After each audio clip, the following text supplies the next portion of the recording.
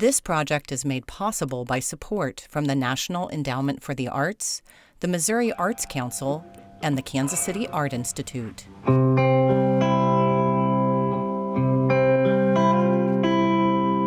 Welcome to the Mother Ann podcast, where women who are both artists and mothers discuss their diverse experiences as creators and caregivers. I'm Eleanor Lynn Midyett, project manager and co-curator of the Mother Ann Project and assistant professor of liberal arts at the Kansas City Art Institute. I'm also the mother of 4 sons. Each episode features discussions with artists and other individuals involved in the Mother Ann exhibition, which runs from September 5th to November 21st, 2025 at the Leedy-Voulkos Art Center in Kansas City, Missouri. The exhibit and the podcast disrupt preconceived notions that parenthood diminishes one's artistic practice and celebrate motherhood as a source of expansive creative potential. I think being a mother is a process of learning from even before our children are born, and then watching them grow and learn. I think it's almost offering us a second opportunity to learn with them. In this episode, I speak with artist mother Bailey Liil. It's really a pleasure and honor to be here. I'm based in Austin, Texas. I'm an installation and performance artist. And my work looks at cultural memory and experience of migration. In recent years, I started focusing on social and environmental concerns. Did you always know that you wanted to be an artist? Yes, I think deep inside, I've always known that I wanted to be an artist. As a child, I always liked to draw, and I was the kid who can draw, when I was in elementary school. But my past did take me a little bit away from art. I studied Chinese literature before I immigrated to the United States. And after I came to the US, the first major I took was graphic design. And that had to do with having Chinese parents, where they're saying you need to find a career path that can support yourself.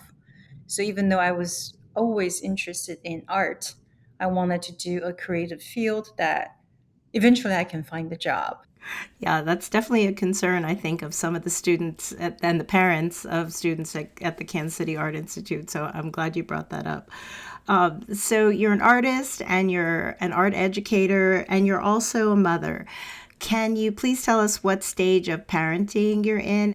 My daughter is 11 years old now, and it's a very interesting time because she's growing up so fast, and I see changes almost, I wouldn't say daily, but every week I see a little bit different in terms of her personality, her preferences, and our relationship is evolving as well. She just graduated elementary school, she's entering into middle school. It's a time of big changes.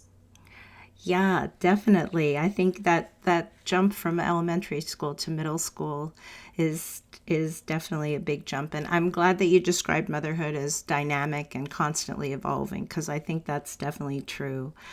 What's the relationship between motherhood and your creative practice? Does your daughter serve as a source of creative inspiration for your work? I think being a mother is a process of learning from even before our children are born. And then watching them grow and learn, I think it's almost offering us a second opportunity to learn with them. I would say there were definitely moments of fear before I became a mother. I knew that I wanted to have a kid, but as a practicing artist, obviously there's a huge fear. Is it going to slow me down? Am I still going to be able to travel? As you know, I travel quite a lot for my work. And having lived with my daughter and watching her grow for the past decade plus, I'm very proud to say that I was able to continue to make my work, and our relationship is really special in the sense I travel with her as much as possible. My partner is my main installer, my main support for all my work. So we have a very tight family unit. So we'd go to places together. The very first show, my daughter came with me. She was 3 months old. And then the next one, she was 4 months old. And it's a huge family endeavor. We were flying out to University of Hawaii, and my mother-in-law came to support us. So from that moment on, she's traveled to so many different places. She's seen many shows. She's my little critic. When we install, she provides her opinions. So in so many ways, she has been a very close friend in a way, but also in several particular projects, she did serve as the point of inspiration, specifically when I made work about motherhood and also what parents and children are facing in our society today. Yeah. So, you were already an established artist then when you became a mother. And I guess what I'm hearing is that you had a really good support system then in your partner, in your family, and that really helped you to just continue with your art practice. And also just the mindset that you could do it, that you could bring your daughter along and that she could be a part of that life and lifestyle. So you just talked about, or you mentioned work specifically related to motherhood. Can you talk about specifically about some of those pieces that were inspired by motherhood? Yes, that's an excellent question. Thank you for asking that. I make large scale installations and sometimes I perform within my sculptural environments. I work with women's process of labor very often in my projects. And at the beginning of my motherhood, like after I had my daughter, I was making the same type of project, engaging with different topics. I think there was a period where I was avoiding addressing being a mother, thinking my work is such, she does come with me, she's learning a lot from, watching the shows go up, seeing us produce and install. So the very first project that I recognized that I was working specifically as a mother was Each and Every. This was a 2019 project. At that time, my daughter was 5 years old, and it's in direct response to the zero tolerance policy. So, our government implemented a very heartbreaking policy to take away migrant children from their parents as a method of intimidation to discourage people from entering into the United States.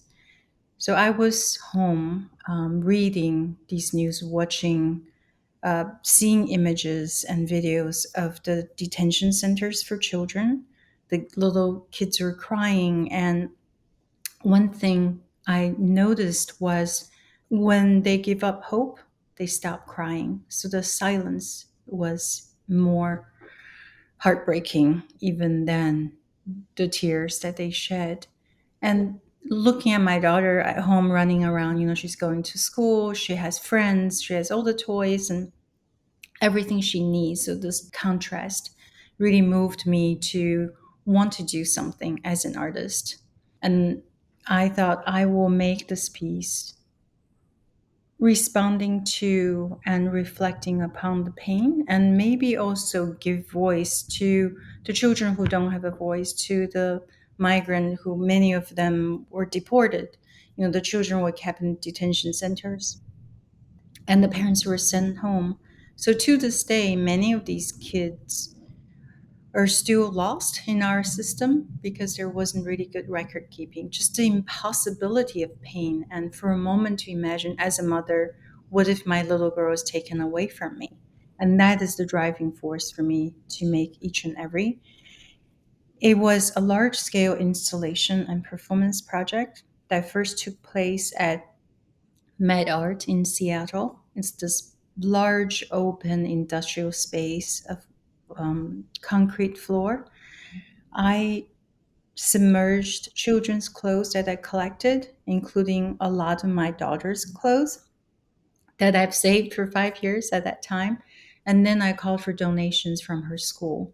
So the process of dipping these soft, colorful clothing into cement basically entombed them. These little images that refer to children, their joy and freedom, now are hardened and silenced and quieted. So the color disappear. Now you see the gray. These pieces of clothing are were displayed in an array that's organic but also rigid. They fit into a rectangular column, suspended slightly above the ground. And I had hundreds of lines of cotton thread falling downwards, reaching to them, but there's a break. So the clothing are supported from under. The lines of threads come from above, but there's this cut. So the sense of support that we imagine is there is actually fallen short. Each of these lines were dipped in cement as well. So the soft line coming down become almost like needles. They're like small rods pointing downwards. In front of this large array of grayed out clothing, I performed a simple action of mending and sewing, a gesture I used oftentimes in my work. So I took torn and broken children's clothes and I sat quietly to mend them, to bring them back to life in a way. And one of the most heartwarming memory I have was my daughter at that age running around, knowing my process, and she will run to my studio and say, "Here, this piece of clothing is broken. You can take it for your work, so you can sew it and fix it." And she's taken some of the mended pieces back to wear. So I'm thinking about and contemplating, how do we face tragedy and such impossible cruelty? How do we respond? And how do we cultivate hope? And perhaps it's through a simple, giving, nurturing gesture of mending. You know, this small act perhaps can bring one piece of clothing back that give us the space to contemplate and reflect. And that's also the reason why the piece was titled Each and Every, because it's about each and every child taken away who endured this pain, but it's also about each and every of us. What do we do? How do we respond? What actions would we take?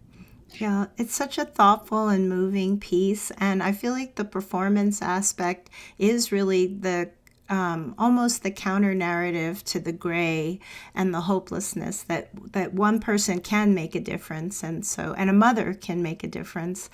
Is there in that work, is there an aspect of cultural memory and maybe your experience as a migrant, referencing that experience in the work? Did you feel more connected to the issue of family separation as a migrant mother? Yes.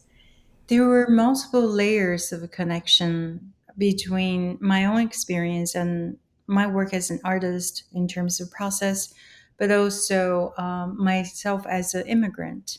So, thinking about traveling from one place to another, thinking about being facing the hardship and difficulty to have to leave one's home, and the hope of cultivating a new life and to support our children, but also just the act of sewing. So I learned to sew from my mother and grandmother in the Chinese village I was born.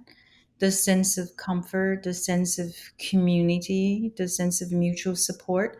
I remember that being the most warm and safe place. As a little kid, I might be playing around, but my mother and the village women were sitting around. They're always sewing something. They don't just sit around and chat. Their hands are busy. And the idea of sewing, I think, planted a seed in my mind. Then women were sewing clothing, and from shoes to winter jackets, not just like a shirt. And also they fixed everything. So when things are broken, it wasn't the culture that we're familiar now, where you can just let it go and buy something new. Everything was mended and again. And I saw that act as fundamental to women's ability and, I'd say, power of providing and giving and enabling life and the well-being of the whole family, and therefore in extension the well-being of our society and our world, humanity, right? It comes from the the work and the giving quiet gestures of mothers. So when I use sewing in my work, I'm thinking and channeling and borrowing from the collective energy and the spirit of giving and providing from all the women and mothers. So it's really, in many ways, each and every is an homage then to generations of mothers, both in your personal narrative in China, mother, grandmother, aunts, and then also sort of transnationally, the importance of mothers as fixers then, yeah, and guardians then of that stability that comes with mending and fixing that. I love that concept. So I really see this common thread. We've been talking about it in the interviews with the other artist mothers, this ethics of mothering. And I really see this common thread between how you look and approach the world, and then also your studio practice, and also your mothering in your work. Your identity as a mother and as an artist and a citizen of the world are not separate, but it's all combined together about what's important to you as a person, and then it comes across in your parenting and also in your studio practice. Yeah, can you talk about maybe the piece for the Mother and exhibition, Hold On, that you're going to install? Yes. I do think just a quick note following the about each and every. I think it took courage, even though I've been practicing making work for many years at that time.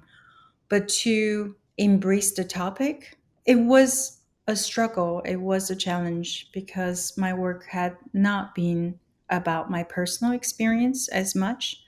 And that was also a moment I felt that I need to be honest and be truthful to who I am as a person.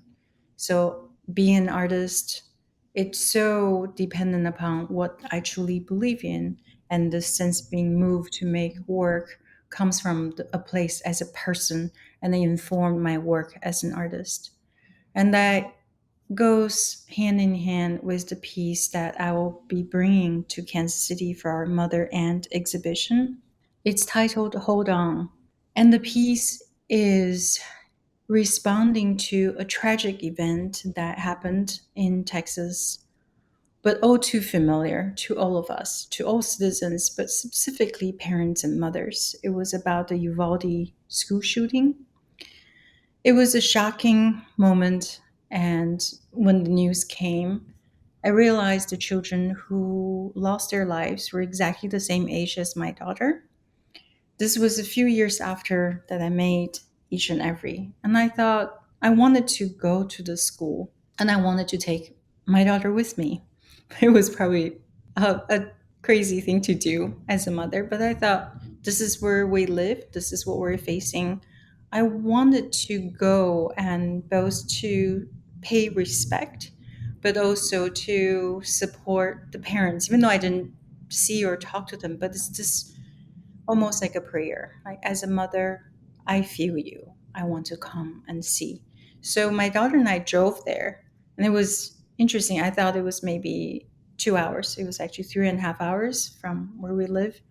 We went to the grounds of the elementary school, and there were hundreds and I would say maybe thousands of stuffed animals and flowers that were laid down by community members, but they had been in the sun for some time. So it was dusty and just this charring Texas sun. And it was such a moving experience. My daughter was there.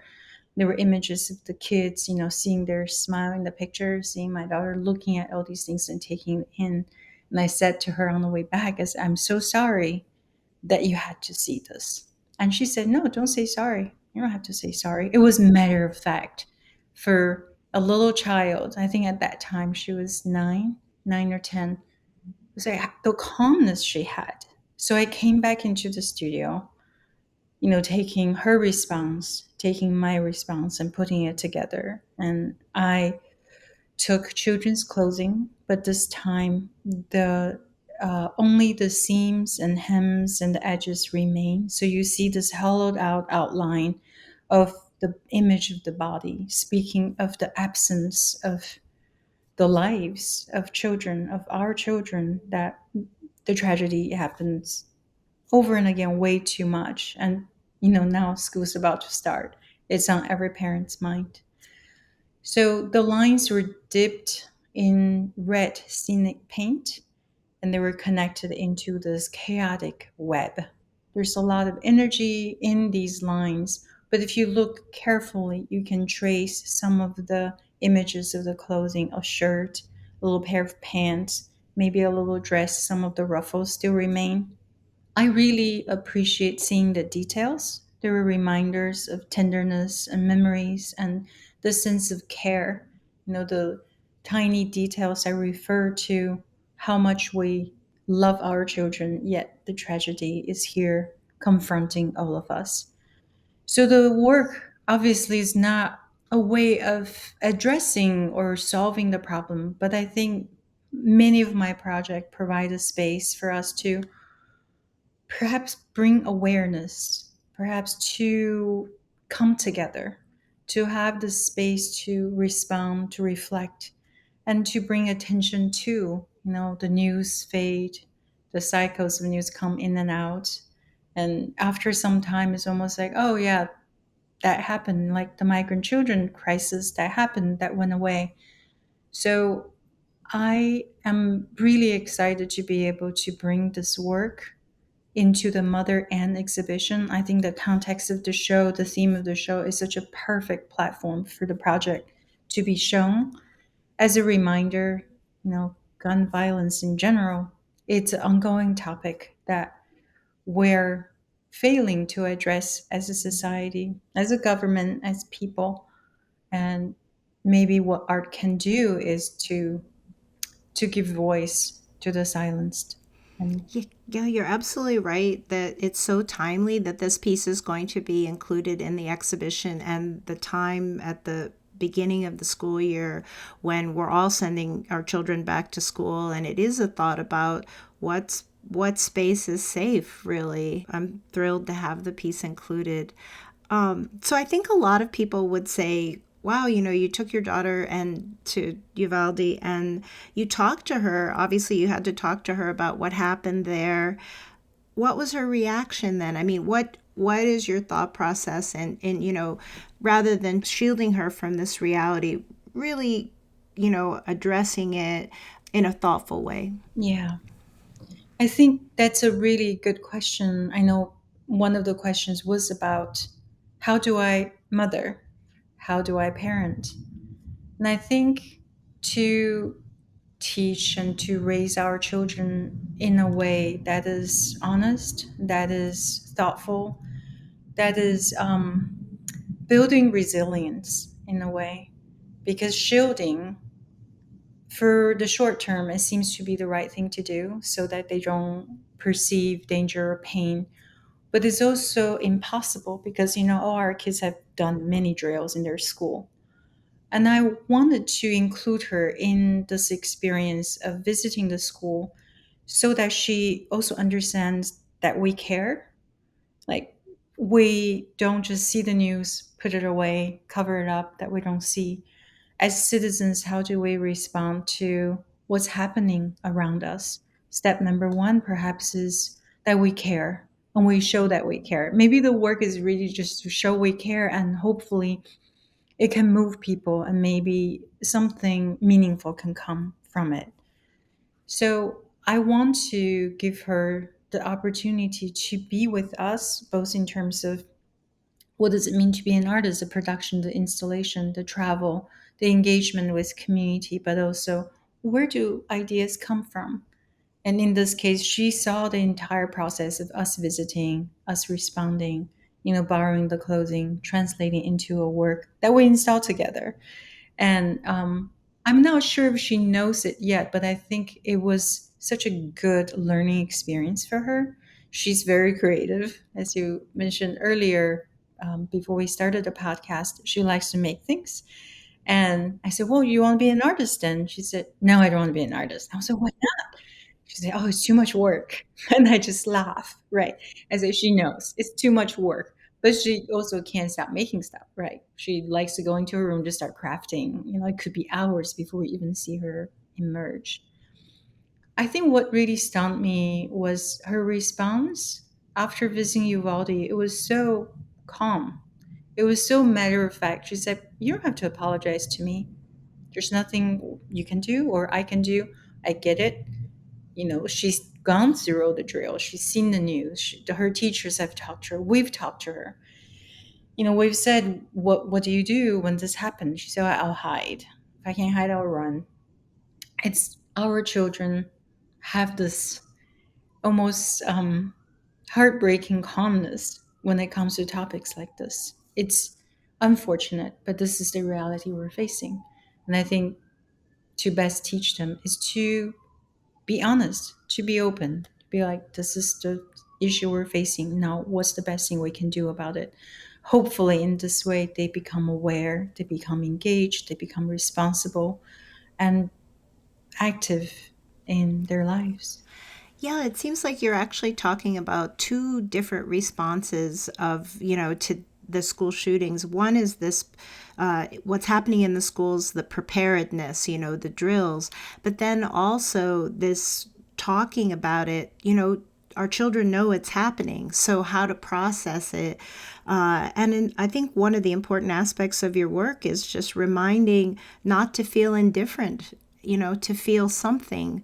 In many ways, that bears testament to the tragedy, and I think it bears it, it honors the victims and also the survivors, that this happened, and we can't just be indifferent to it, but that we need to feel something. One last aspect, I know that your practice also addresses environmental concerns, and this actually brought you to Alaska and to the Arctic too, right? What about that body of work, Arctic Mending and A Line Drawn in the Snow? Thank you. Yes, these are my most recent projects. I think during the pandemic, it was the time where I started asking myself as an artist, all the shows are shut down. We're all homeschooling. I was teaching online. And I asked myself, what do I really want to do as an artist?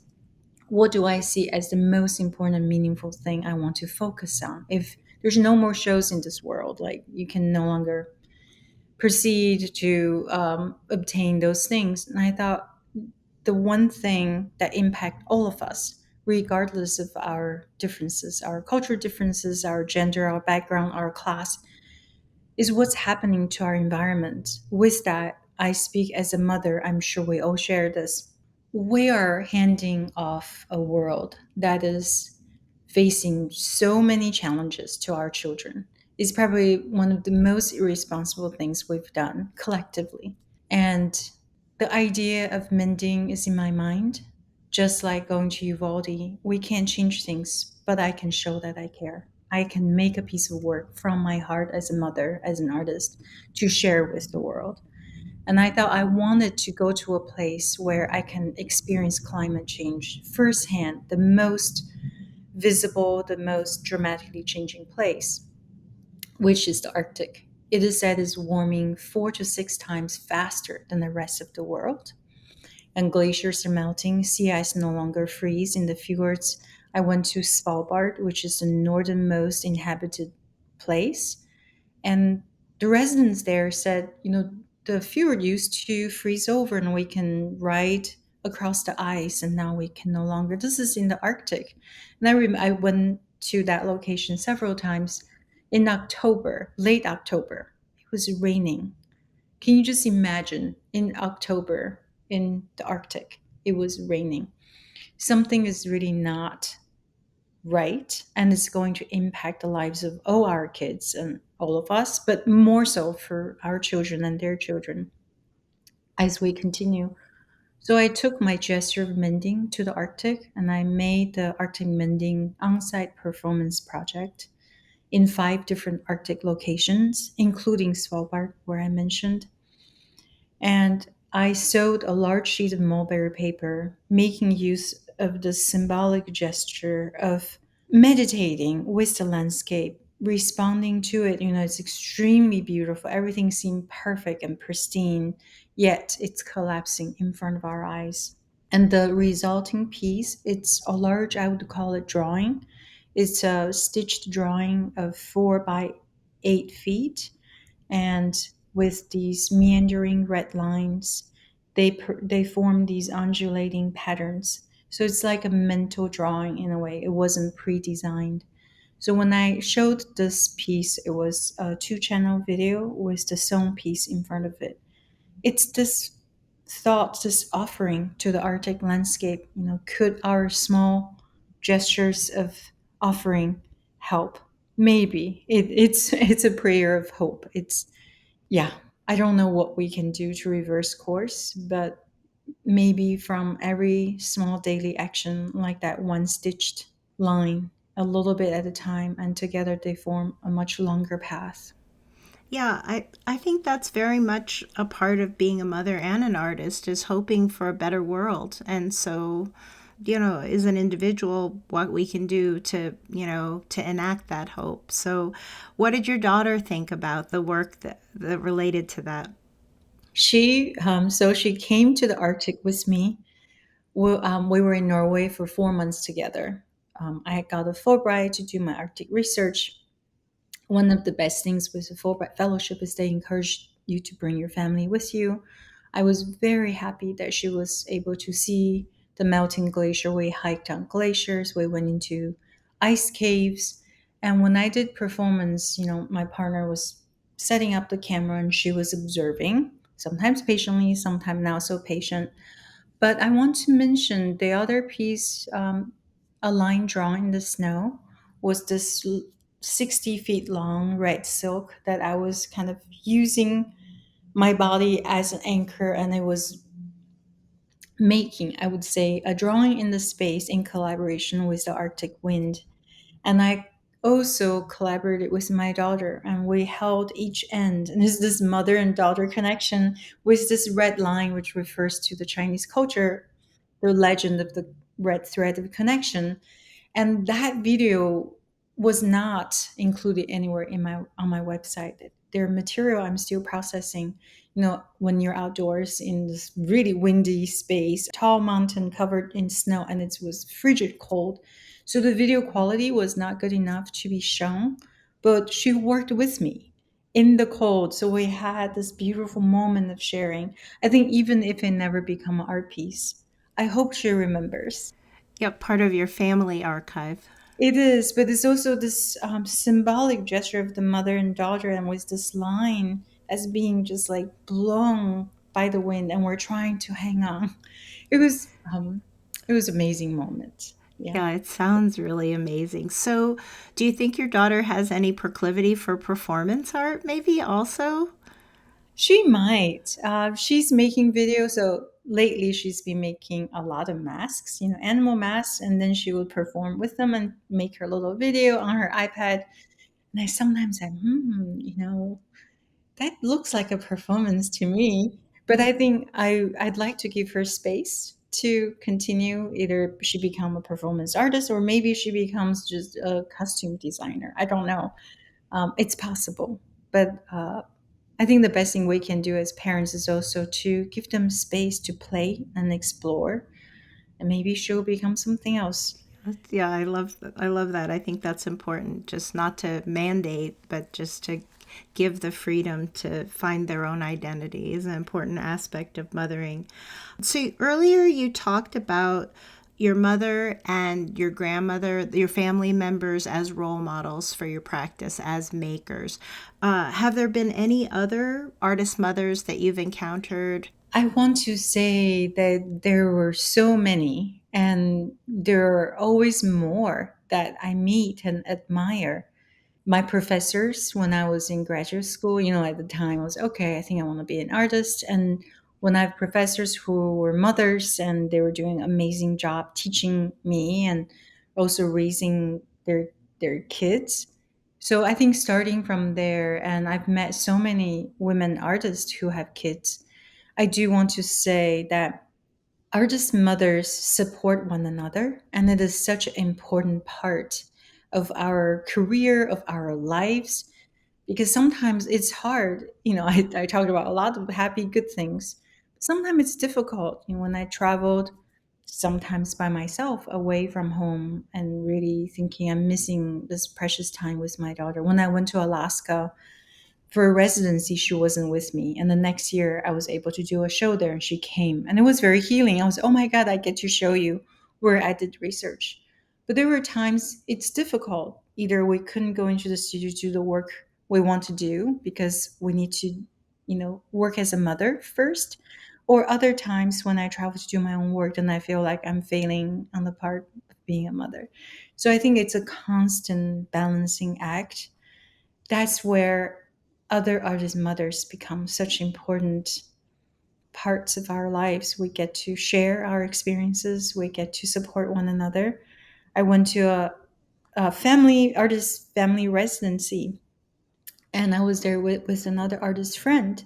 We were able to make work and be with one another, and our kids were playing together. And I wish we can have more of those times together where children can, I don't know, take care of themselves. They're having a really good time playing, learning together, and the mothers there side by side making their own work. We need a village. Yeah, that's really great that you have that opportunity, a residency where mothers can bring their children and families can interact. I think that's really important. I appreciate how you talk about the guilt, I think, or just and also finding the time to, sometimes when you can't bring your daughter or if you're away, and that sense of guilt. And I think a lot of professional mothers who are professionals in all fields feel that. But it sounds like when you're with your daughter, you really maximize the time, which I think is important. And also modeling how, artist mothers do have, they also have to pursue what's important to them. You talk about the importance of the community of artist mothers, and one of the loveliest aspects of curating this exhibition and managing it is when you emailed me and you wanted to introduce me to another artist mother who you met in Alaska, Amy Meisner. And I loved her work immediately, and we had a great studio visit, and Amy's actually part of the same exhibition. So can you share with us about what your thinking is when you met Amy and saw her work, and what made you decide to recommend her for this exhibition? Absolutely. So I met Amy when I was doing my residency at the Anchorage Museum of Art. So this was the months I was away from home, feeling quite guilty, right? Like my kid's home, my partner's taking care of her. And afterwards I heard they had terrible food because I'm the main cook in our family. So they had pizza and pasta every day. And I was hoping to connect with local artists and artisans. And the director of the Anchorage Museum of Art introduced me to Amy just through an email, say, hey, I think you really enjoy Amy's work. You should reach out. And so she was so generous and she responded right away. She said, sure, I'm home. Please feel free to come over. And I went to her house and went to her studio. I loved her work. And I immediately realized that her work focuses on being a mother. And this is, I think, now long after the pandemic. And she had this body of work about protection. Like, how do you protect your children, your family members? How do you visualize this? And she made this really conceptually powerful but also visually stunning work where she had the whole bodysuit. You know how we were masking and protecting, but she made the entire body textile work. And also as a performance piece, as a photography project, but also as a performance. So she had her family member wear them. And I saw that piece and also the other projects that I know, one of which is going to be in our show. I'm so excited. And I think I right away said, would you be interested, if you might be interested, I'd love to introduce you to Eleanor because I'm invited to be in this Mother Ann exhibition, and your work will be so perfect for the show. It will be such a great match. And she said, yes, of course. And then, after this wonderful visit, I wrote to you and connected the two of you. I'm so glad it worked out. But I want to say it started with her generosity. She didn't know me. I'm this artist from Texas. And I just said, hey, can I come and take some of your precious studio time? Can I have a conversation and see your work? And I think this shows when we're generous, there are good connections that can be made. And I think her work is so amazing. And yeah, I'm just really happy it worked out. So am I. It's very uplifting and heartwarming to see women and artist mothers supporting one another, because so often I think in professional spaces, lots of times you have this competition or this one upmanship, and it really, I think, especially now, I think in these times, women really need to support each other and uplift each other. And definitely I see that with you and Amy. And I think I was actually really taken by Amy's work that you're talking about protection during COVID. I think it was called Mother Thought of Everything. I think that Yes. that was it. And she's exhibiting a piece called Milk on the Tongue, which references women's handwork, but also breastfeeding as well. So, yeah, I'm thrilled to have you both in the exhibition. And I really do think it's a tangible manifestation of, mother artists supporting one another and the importance of community. So, another aspect of your practice is as an art educator at University of Texas, Austin. How does motherhood interface with your teaching practice? I think after I had my daughter, my teaching really changed. And I would say it's richer and it's softer, if I could use those terms. I think before it was more about, this is how you can learn, and this is how you can succeed, how you can excel in terms of art practice, technique, conceptual development. But after I had my daughter, I can't help but realize, in 18 years, she'll be in the classroom. And these kids, they were babies, just 18 years ago, and they have parents who really took care of them and helped them to grow to this time. And then at that time, in that space as a teacher, I felt that my responsibility shifted, not just as someone who teach and provide knowledge or share that with them, but also a caretaker in a way. So how do I teach our students now just be a successful artist, or excellent technique and so on? How do we teach them to be a thoughtful person? I think that is the job of every teacher. It doesn't matter what topic it is, but the power of art is such that we can make a difference. And through our work, we can express who we genuinely are and what we really care about. Art can make change happen. This is what I really believe in.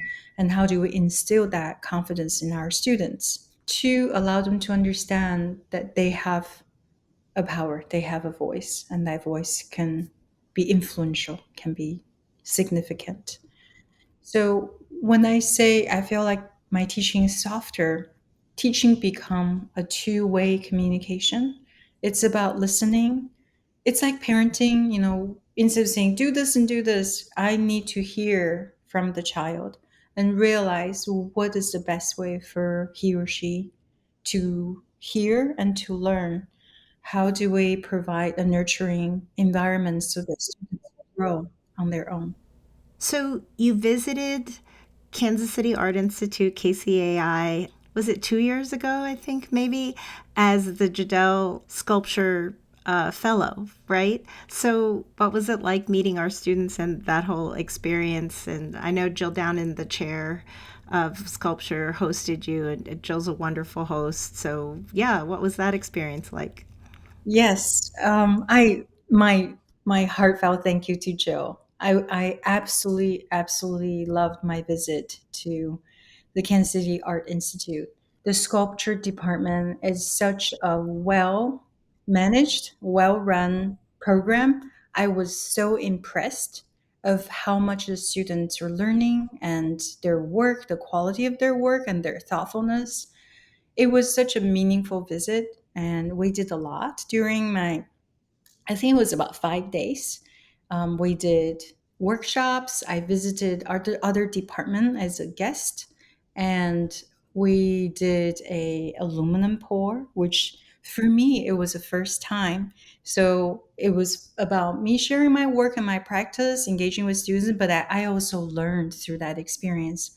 And I was also so grateful that Jill did an amazing job organizing the visit, and I get to meet other faculty. I met you there, Eleanor, And now it leads to our conversation today and this upcoming exhibition. And I think it's such a amazing professional network, and we're supporting one another, looking at how to bring meaningful work and practice to our students. So in the end, it serves them, but we get to share meaningful projects with one another. And it supports our scholarship. It was a really fantastic visit. Had a great lecture. Students had amazing questions, I remember. Yeah, I remember when I emailed you to be part of this project and you accepted, I was really thrilled. So, what does it mean for you to be part of the Mother and exhibition and project as a mother artist?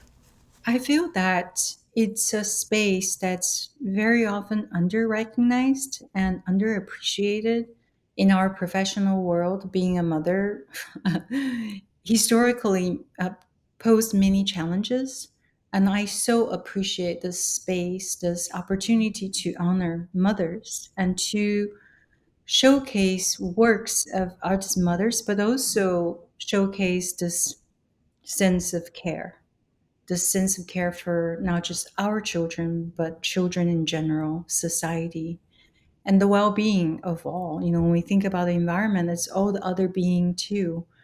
So it's about life, it's about what we can do to be responsible citizens, not just within society, but thinking about the broader world of ecological citizenship. For me, when I received the invitation, I said yes, without any hesitation, because I want to be part of this discourse. I want to be part of this group. It's an honor, and I can't wait to meet the other artists and the other mothers, and to continue to grow and build our community, and to be in conversation like this, and to give mothers a chance to voice what they truly care about and what they want to express as well. It's such a privilege to have you in this exhibition as part of our Artist Mother community that's related to the show, and then also having you interact with other artists, mothers, who hopefully attend. And also, it's been really engaging to hear about the inspiration behind the individual pieces. Thank you so much for sharing, your story and your thoughts about your work. And it's really wonderful to have you as part of this project. Thank you so much, Bailey. And I want to say thank you so much. It's an honor. I'm so excited. I'm looking forward to coming to work on the exhibition and to see you in person again. This podcast was produced by Cleo Scroll Productions, with Kara Heitz as the director and Emily Milner as the audio engineer. Music is by Brooke Tooley and the Moon Travelers.